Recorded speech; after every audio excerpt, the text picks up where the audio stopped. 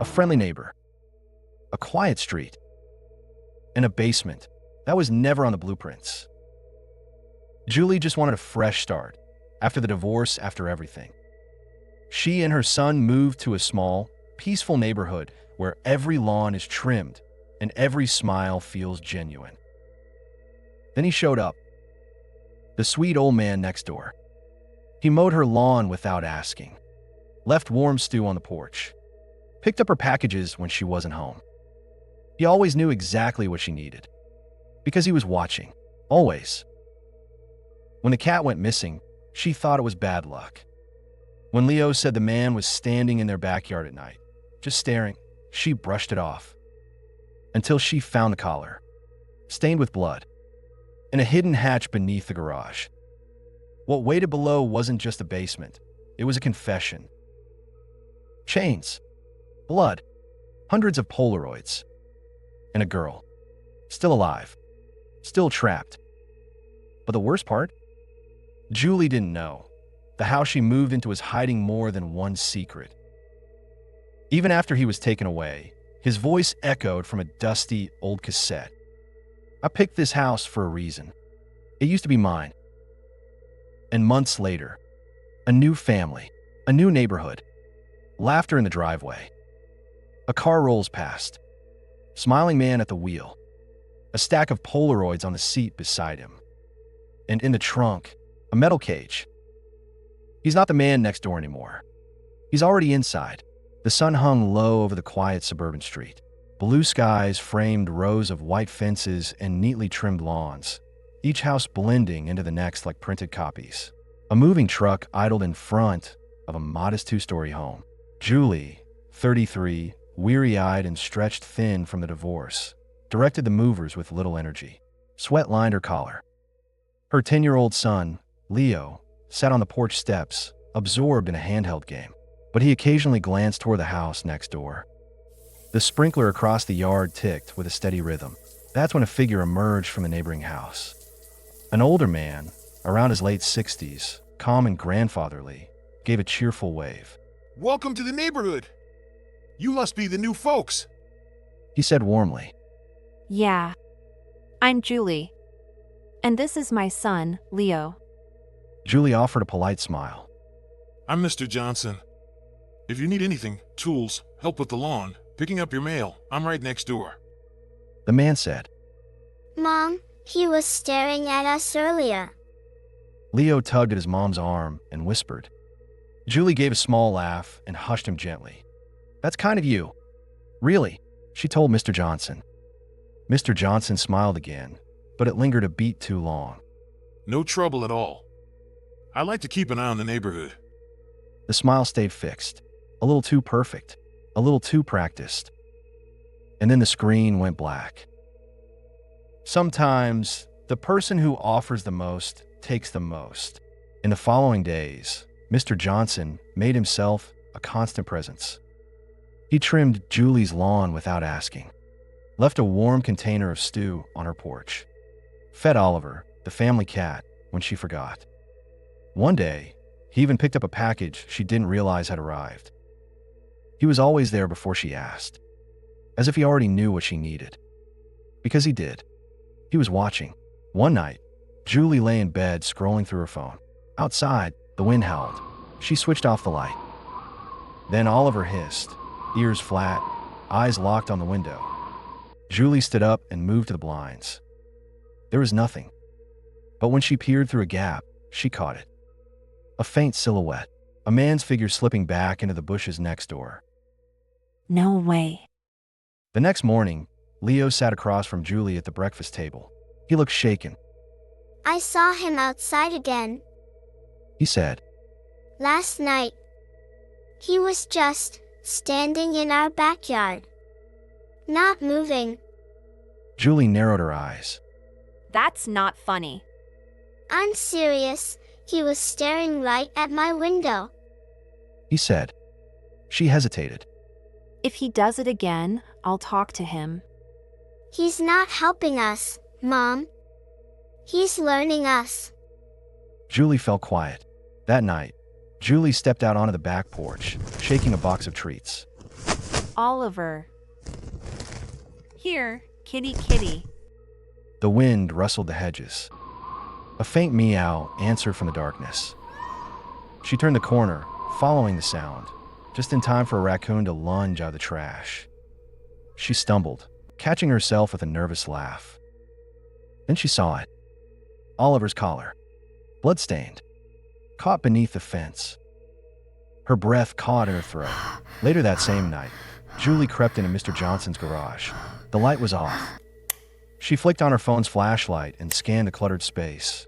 Tools, paint cans, nothing unusual. But beneath the workbench, a square cut of newer wood stood out. A trapdoor. Her heart thudded. She knelt and pulled it open. The hatch creaked. A blast of cold air rose from the blackness below.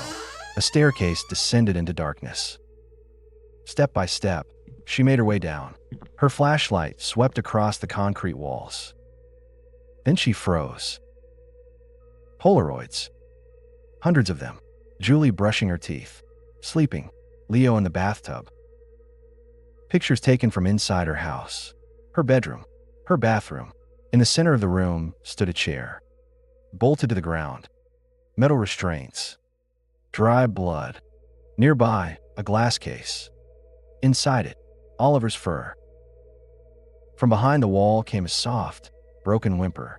Julie's voice trembled. What the hell is this? Suddenly, from upstairs, a voice thundered down. Angry, fast, loud. You shouldn't be here, Julie. She spun around. A shadow was descending the stairs. She reached for a screwdriver on the shelf. Her breath hitched. The flashlight flickered. Please, help me. Julie stared at the false wall. The whimpering continued. She grabbed a crowbar from the shelf and jammed it into the crack. With a loud crack, the panel burst open. Inside was a girl, barely 18, pale, bruised, chained, hollow-eyed. He said you'd come down eventually. The girl whispered. He said you were the last one. Oh my God, how long have you been here? Julie backed away. Before she could answer, footsteps boomed above them. Then silence. Then a voice. Julie, open the door! At the top of the stairs stood Mr. Johnson. Calm, hands folded behind his back. You weren't supposed to see this yet. He said, I was going to ease you into it. You and Leo, this was going to be your home. Julie raised the screwdriver. You're sick. Not sick. He said softly. Lonely. He stepped down one stair. I tried with the others, but they weren't family. They didn't fit. But you fit. He stepped down one stair. Julie retreated. And Leo. I gave him gifts. I taught him chess. His voice cracked into a scream. I fed your cat. Julie hurled a jar at him. Glass shattered. She grabbed the girl and fled toward the back. He shouted. You don't understand what I've built here. You don't get to walk away from this. They burst into the garage, slamming the trapdoor shut behind them and wedging it with a shovel. Julie grabbed her phone. No signal. The garage light flickered, then died. Darkness. The trapdoor shook beneath them. He has cameras in your house. He's been watching you for weeks. Every room. Even the... The girl said, her voice panicked. Julie froze. Leo. She stormed into the house, dragging the girl with her. Leo! Where are you? No answer. Upstairs, his bedroom door was open. She pushed it wider. Leo was tied to a chair, tape over his mouth, eyes wild. He shook his head violently. Oh my God! Julie rushed forward. Suddenly, the closet door burst open. Mr. Johnson lunged out, screaming. You were supposed to be mine. He tackled Julie. They tumbled. The struggle was brutal. Blood, screams. A screwdriver jabbed into his shoulder. He howled. Leo broke free. Julie grabbed his hand. They ran. Outside, rain had begun to fall. Flashing blue and red lights approached in the distance. Julie collapsed on the grass, clutching Leo and the girl. Mr. Johnson emerged from the house, bleeding, staggering. He didn't flee. He dropped to his knees, smiling. They broke into my home. They hurt me. I want my lawyer, he said to the police. The officers hesitated. Julie shouted. He locked us in a basement. There's a girl in there. He kept me for a year. He killed my sister. The cops raised their weapons. Still smiling, Mr. Johnson whispered. You'll never find the others.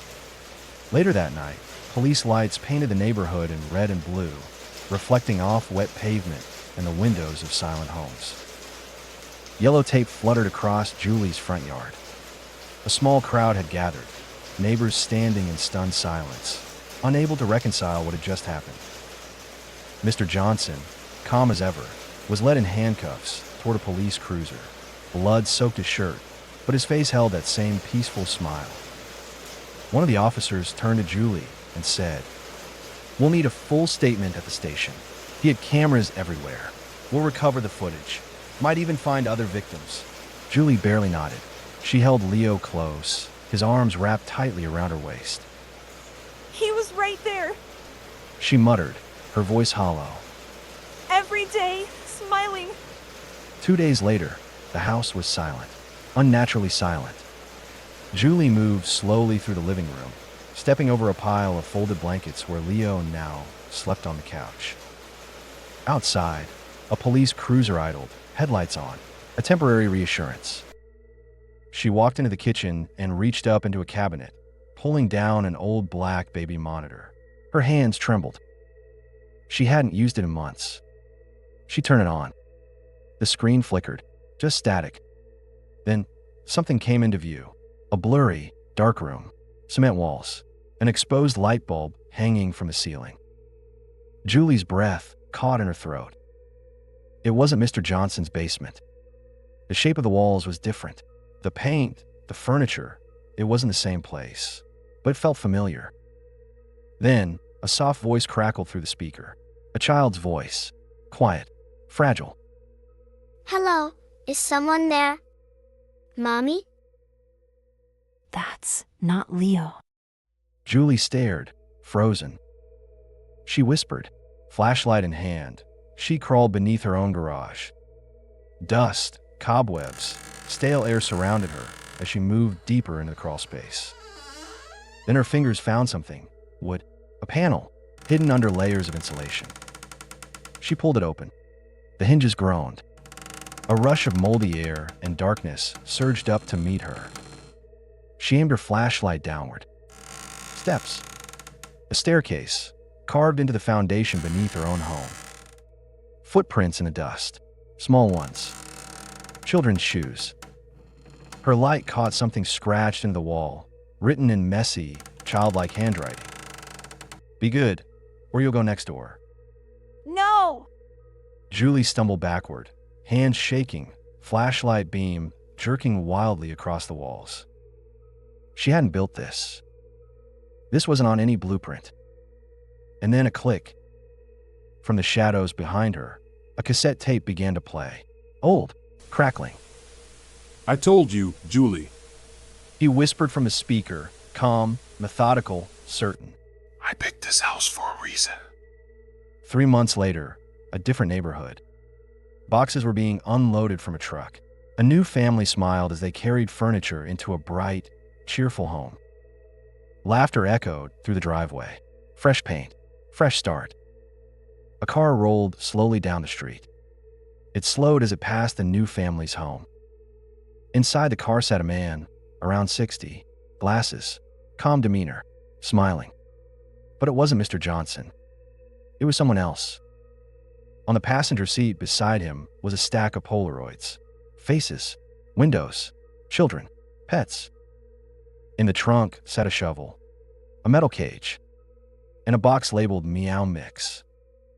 The car rolled on, and the camera panned back to the family, still laughing on the lawn. They never saw him. Evil doesn't live in one house. It moves next door,